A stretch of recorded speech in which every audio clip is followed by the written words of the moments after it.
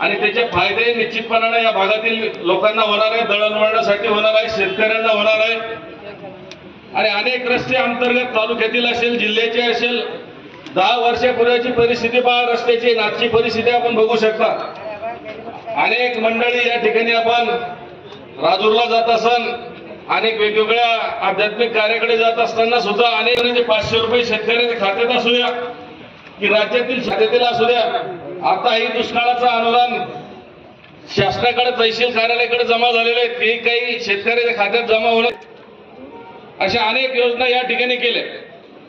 आणि म्हणून मी आपण सांगता असताना की मोदी साहेबांनी यावेळेस 400 पारचा नारा दिलेला आहे। आपण पाहिले असेल अनेक वेळेस सरकार स्थिर सरकार कधी पंतप्रधान झाले, पण या राज्यामध्ये अनेक निर्णय पुढील बाकी असलेल्या विकासशील देशाची वाटचाल आपल्याला जर सातत्य मागच्याही कार्यकाळामध्ये आपण सगळ्यांनी साथ दिलेली आहे आणि पुढच्याही काळामध्ये निश्चितपणे आपण दादाच्या पाठीशी, भारतीय जनता पार्टीच्या, महायुतीच्या पाठीशी आपण भक्कमपणे उभा राहाल अशी अपेक्षा या ठिकाणी व्यक्त करण्यासाठी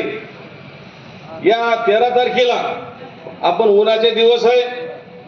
सकाळी सकाळी आपलं मतदान जास्तीचं करून आपलं बूथ पुढं कसं जाईल, 1 नंबर आपण म्हणतोय सहज घ्यायची नसती, आपल्या आपल्या गावामध्ये आपण ताकदीनं उभं राहून आपलं मतदान 13 तारखेला दादाच्या पाठीशी उभं करून भक्कमपणे उभा करून दादाला प्रचंड झाल्यानंतर आपल्या कराडून लाड सांगली येणारे भुयारी मार्ग करमाड सारख्या ठिकाणी असेल,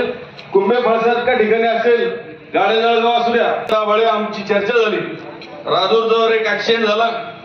ऍक्सिडेंट झाल्यानंतर उभं राहत असतात आपला माणूस ओळखून आपल्या माणसाच्या पाठीमागं